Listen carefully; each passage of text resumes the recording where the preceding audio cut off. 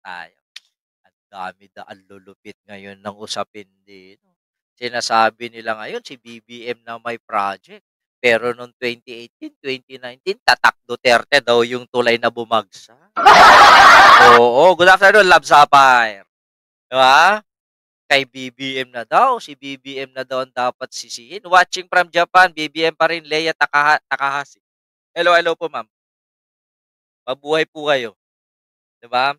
218 po tayo. Huwag niyo kakalimutan mag-like and share. Boss, banned ako sa FB kasi inaway ako ng mga DDS. Di ako makakomment.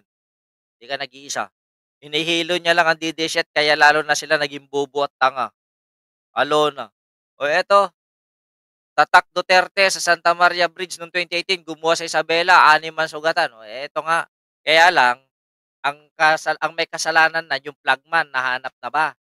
Ah, Benita Growth. Oh, buti pa yung pinupunan ng mga DDS yung tulay na walang ilog. At least yun nadadaanan, yung ginawa ni Pinoy, nung under Pinoy administration. Nadaanan, ligtas, walang napapahamak. Diba? O ngayon. Pero yung nung 2021, yung tulay na ginawa ni Digong, kay ganda-ganda, pero hindi nadaanan. Nadaanan, pero may napahamak. Alin ngayon ang mas maganda? Alin ngayon ang mas kapinapakinabang? 'Di ba? Oscar Pusion, Meli Estrada, hello. Eto ngayon, nagtuturo-turuan sila. Pero mukhang, tahimik yata yung dapat na magsalita at umako ng mga responsibilidad. Remember 'tong magkapatid na 'to, yung, si Congressman Tony Pet, kapatid ni Governor ng, Isabela. Mukha yatang tahimik. Itinuturo na lang sa DPWH. Bakit? Kapag ginawa ba ng DPWH ay hindi na ini-inspeksyon? Akala ko ba sila representative ng mga tao? Oh, bakit nung inauguration si may Manuel Bunuan, kapwa ka Ilocano 'yan, pero secretary ng DPWH, kailangan na rin managot. Bakit? Dito lumabas yung kanilang kapalpakan na hindi nila in-inspect maigi yung katatagan nung tulay. Manuel Bunuan, Secretary ng DPWH, si Mark Villar, itong mga 'to ang dapat managot talaga. Totoo. Pero bakit sila tahimik? Kasi wala na, nagastos na. Ngayon lumalabas na yung, kontraktor ay tila isa itong mga Albano sa mga may-ari nung kontraktor. Bakit ganyan? Pati sa Ramon Isabela, yung mga project diyan napupunta sa mga kalimitan nakukuha ng mga yung sa Ramon Isabela, mayor. Nakukuha niya yung mga projects. Bakit gano'n? 'Di ba dapat 'pag mayor ka, hindi ka na dapat nagkikisali sa mga bidding-bidding na ganyan? Natulog sa pansit, batil patong. Congressman ng Isabela tahimik na, pati yung governor. Bakit gumawa siya ng tulay na for light vehicles lang? Benji Tadlos, hello, Lipa, Batangas. Hindi naman design diyan, Nagkamali na may sadyang pagkakamali diyan, hindi pagkakamali, sinadya yan na maging mahina. 1.2 billion masasayang na lang. Kasalanan na nung flagman, kawawang flagman. Yung katiwalian, nung kapabayaan nung mga politiko sa Isabela, wala na lang. Oh, wow.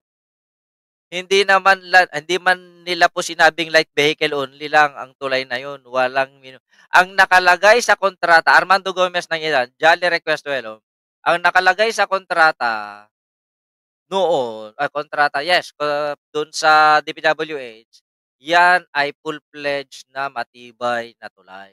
Hindi naman sinabi na may gagawin kaming tulay pang light vehicles lang, wala naman nandun, Bakit ngayon lumalabas na yung mga ganyan? May vlog si Mark Villar, pinagyayabang yung longest bridge sa Cagayan. Iba yung Kabagan Santa Maria. O hindi nga, ito na lang lately. Nung binuksan 'to, nandiyan si Manuel Bunuan, Secretary ng DPWH, Nandiyan si Tony Pet, nandiyan si Governor ng Isabela, bakit ngayon wala? Kapag bago, ari-arian, amin 'yan. Kapag may palpak, turuan. Ah, 'yan idol, yung tulay daw idol ay joke lamang. Saan ka nakakita ng tulay 9 millimeter lang ang bakal? Ayan, bakit sila nagtipid sa bakal? Eh, siyempre nagtipid para may maibulsa. O kailangan pa ba nating i-memorize 'yan? O ngayon tahimik na, wala na. Ang tanong ko, buhay pa ba yung flagman? Baka pinatay na.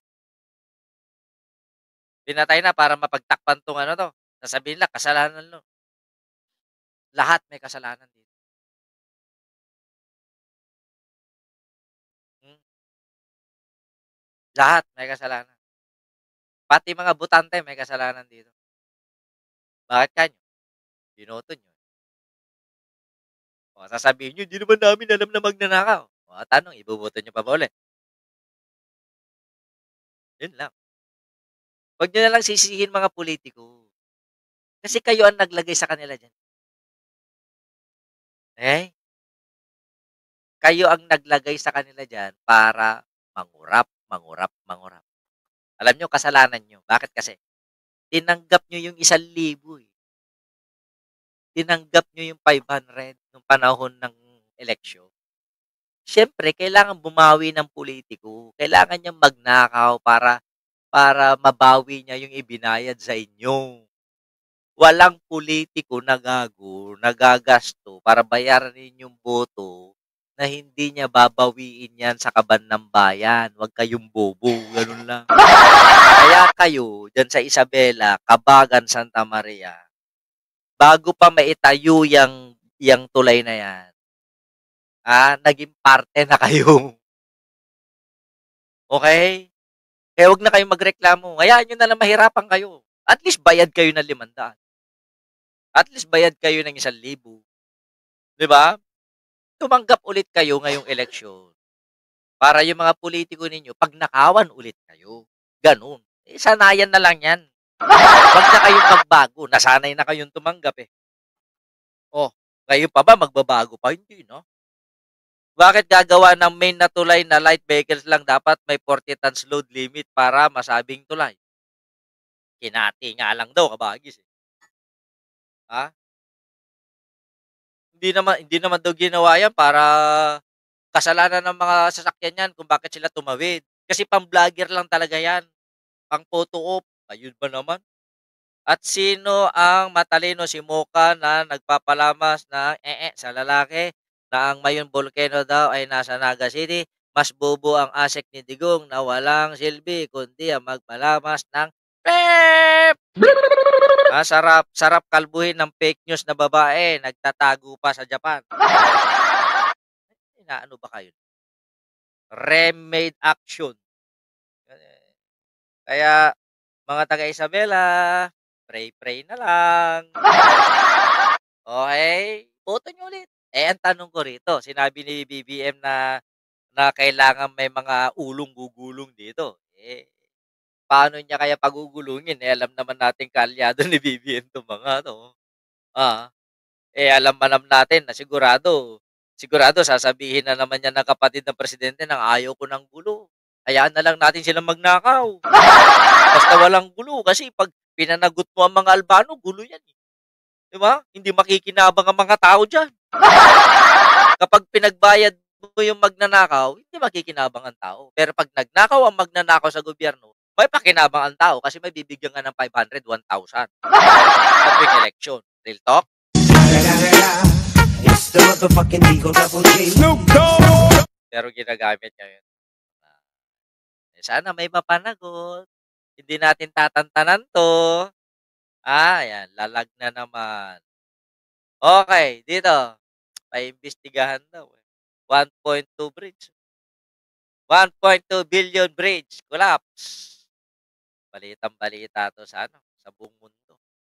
Na yung pinagmamalaking, tulay na maganda pero marupok. Sabi ko sa inyo, hindi lahat ng kagandahan matibay. Oo, sa bagay man 'yan o sa tao, sasabihin mo, "Ang pogi ni Bagtit, ang gwapo ni Bagtit." Ang katotohanan po marupok po.